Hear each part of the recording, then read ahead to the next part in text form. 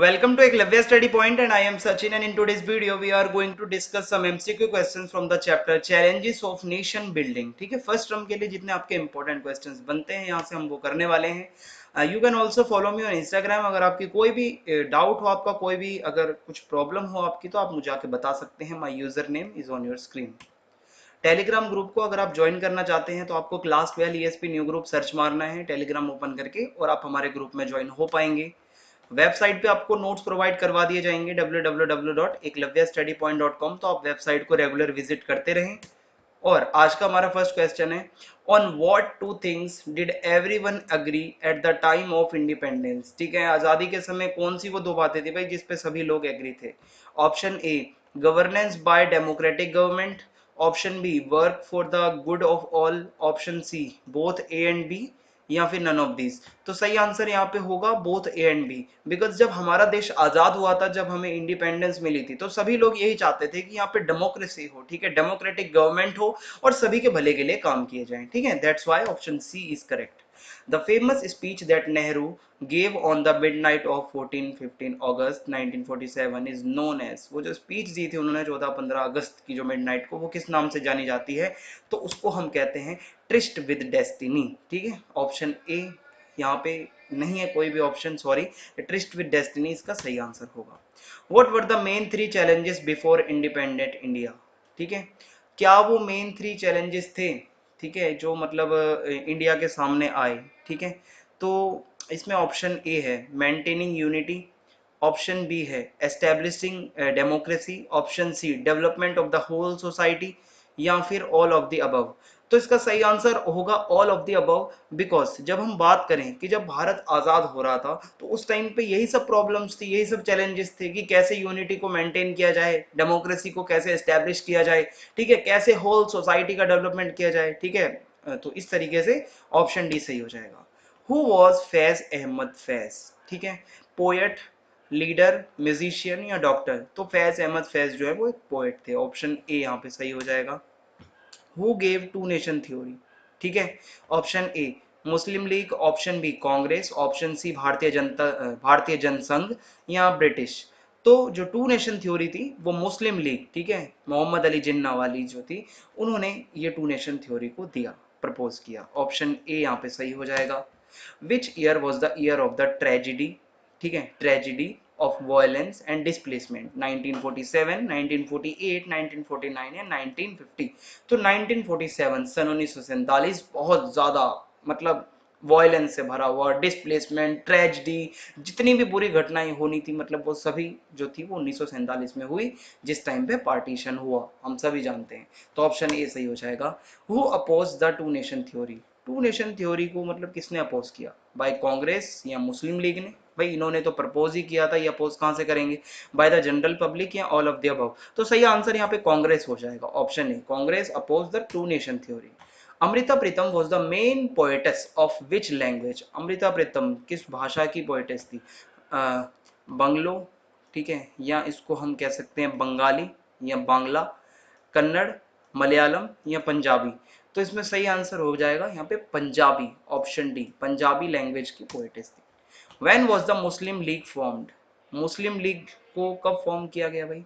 तो इसका सही आंसर हो जाएगा 1906। ठीक है, 1906। ऑप्शन बी सही हो जाएगा यहाँ पे। Who among the following was known as frontier Gandhi. Option A Mohan. Option B Mahatma Gandhi. Option C Khan Abdul Ghaffar Khan. Option D Pandit Jawaharlal Nehru. So option C will be correct here. Khan Abdul Ghaffar Khan was known as, ठीक है, frontier Gandhi. On what basis was the partition of India done. किस base पे India का partition किया गया? Caste, religion, appearance या language. तो इसमें जो सही आंसर है वो हो जाएगा रिलीजन। ठीक है, option B will be correct here. Religion, धर्म को देखते हुए, ठीक है, कि पार्टीशन किया गया था। आगे है व्हाट परसेंटेज या what percent of the total population of India were Muslims eight the time of 1951। तो 1951 के टाइम पे कितने परसेंट जो पॉपुलेशन थी टोटल इंडिया की, उसमें से जो है मुस्लिम थे? 11, 12, 19 या 21? So correct answer will be 12%। Option B here correct. उसके बाद in which cities communal violence was more. ज्यादा से ज्यादा भाई झगड़े कहाँ पे थे, कम्युनल झगड़े? लाहौर, अमृतसर, पंजाब, पंजाब, बंगाल, कश्मीर, उत्तर प्रदेश, अमृतसर, सूरत, Lahore, Kolkata, Amritsar.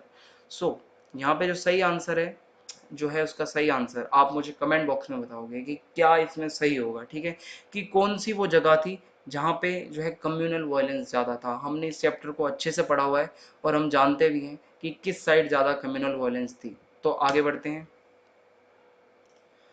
The next question is the nawab of dash did not want to join the constituent assembly. कहाँ का नवाब जो है वो नहीं ज्वाइन करना चाहता था कॉन्स्टिट्यूएंट असेंबली को? भोपाल, मणिपुर, हैदराबाद या त्रावणकोर? तो इसका जो सही आंसर है वो भोपाल हो जाएगा, option A will be correct. When and who killed Mahatma Gandhi? Option ए 30 दिसंबर 1948 नाथूराम गोडसे, 30 जनवरी 1948 नाथूराम गोडसे, 30 अगस्त 1947 नाथूराम गोडसे, या नन ऑफ दिस? तो इसमें जो सही आंसर है वो 30 जनवरी 1948 होगा, नाथूराम गोडसे इसका सही आंसर है, ऑप्शन बी। ठीक है, आगे बढ़ते हैं। The division of dash and dash proved to be the biggest tragedy of partition. कौन सा जो मतलब आप कह सकते हो कि वो इलाकों का जो बंटवारा हुआ था, डिवीजन हुआ था, पार्टीशन हुआ था, जो बहुत ज्यादा ट्रेजेडी से भरा हुआ था, ठीक है, तो पंजाब और गुजरात का, या फिर बंगाल और गुजरात का, या पंजाब और बंगाल का, ठीक है, या फिर बिहार और पंजाब का? ऑप्शन सी सही हो जाएगा, पंजाब और बंगाल का जो पार्टीशन था भाई बहुत ज्यादा खून खराबे वाला था। ये वो दो जगहें थी जहाँ पे हिंदू भी थे, मुसलमान भी थे, ठीक है, इस तरीके से हम कह सकते हैं option C will be correct. Who was the Razakar, या हु वर रजाकार्स? ठीक है, कौन थे Razakar? Minister of the king, Nizam's paramilitary forces, government employees, या पुलिस पर्सनल? तो सही आंसर हो जाएगा यहाँ पे निजाम जो होता था हैदराबाद का, जो उसकी पैरामिलिट्री फोर्सेस थी, जो वहाँ की जनरल जो लोग होते हैं, आम लोग होते हैं, उनको वो बहुत तंग करते थे। ऑप्शन बी सही हो जाएगा। Due to partition about dash people had to leave their homes and go across the border. कितने लगभग लोगों को अपने घरों को छोड़ के बॉर्डर पार करके दूसरे देश में जाना पड़ा? ठीक है, 70 लाख, या फिर 80 लाख, 90 लाख, या 6 मिलियन? तो इसमें जो सही आंसर है वो 80 लाख हो जाएगा, option B will be correct. 80 lakh लगभग जो लोग थे उनको अपने घरों को छोड़ के जाना पड़ा दूसरे बॉर्डर पार, ठीक है। उसके बाद है first the king of dash had announce to keep his kingdom independent. सबसे पहले वो कौन सा किंग था भाई जिसने अपने किंगडम या अपने राज्य को इंडिपेंडेंट रखने के लिए बोला, ठीक है, कि और अनाउंस करा? तो इसमें त्रावणकोर इसका सही आंसर हो जाएगा, option D will be correct here. How many princely states were there in India? ठीक है, भारत के अंदर उस टाइम पे कितने रजवाड़े थे, प्रिंसली स्टेट्स कितने थे? तो सही आंसर 565 हो जाएगा, ठीक है, 565 प्रिंसली स्टेट्स थे, जिनको फिर एक करने का काम हम सभी जानते हैं, ठीक है, कौन थे? सरदार वल्लभ भाई पटेल जी, जिन्होंने फिर इंस्ट्रूमेंट ऑफ एक्सेशन पे साइन करवाया, बहुत मेहनत करी, समझाया। तो ऑप्शन ए यहाँ पे करेक्ट हो जाएगा। Maharaja Bodh Chandra Singh was related to which of the following princely states? ठीक है, जो महाराजा बोध चंद्र सिंह थे वो किससे रिलेटेड हैं? हैदराबाद, या फिर मणिपुर, कश्मीर, या जूनागढ़? तो ऑप्शन बी सही हो जाएगा, ये मणिपुर से रिलेटेड है। The ruler of dash was called Nizam. कहाँ के रूलर्स को निजाम कहा जाता है?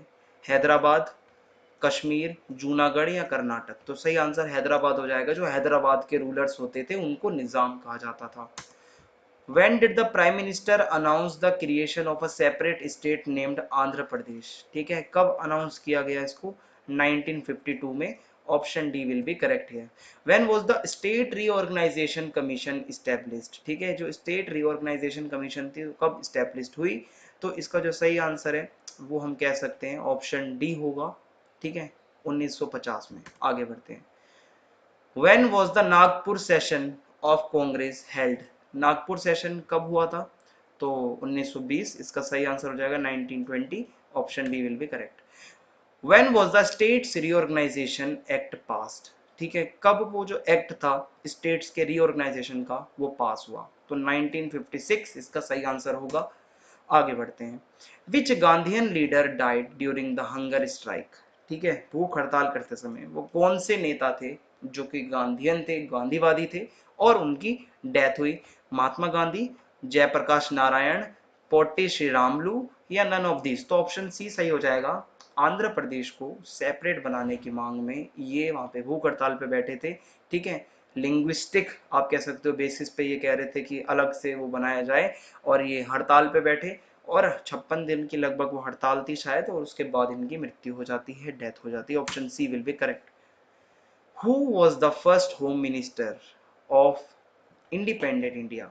पंडित जवाहरलाल नेहरू, डॉक्टर भीमराव अंबेडकर, सी राजगोपालाचारी, सरदार वल्लभ भाई पटेल? सो सही आंसर यहाँ पे हो जाएगा सरदार Vallabh Bhai Patel, iron man of India. ठीक है, आगे बढ़ते हैं। When were the states of Maharashtra and Gujarat created? Maharashtra और गुजरात को कब बनाया गया? तो 1960 इसका सही आंसर हो जाएगा, option B. When was the Punjabi speaking area given the status of Punjab state? ठीक है, कब उसको ये दर्जा दिया गया भाई? पंजाबी जहाँ जहाँ बोली जाती थी उसको पंजाब का दर्जा कब दिया गया, स्टेटस कब दिया गया? 1966 में। Option C will be correct here. When did Jharkhand, Chhattisgarh and Uttarakhand become states? ठीक है, कब ये स्टेट्स बने? तो इसका सही आंसर हो जाएगा 2000।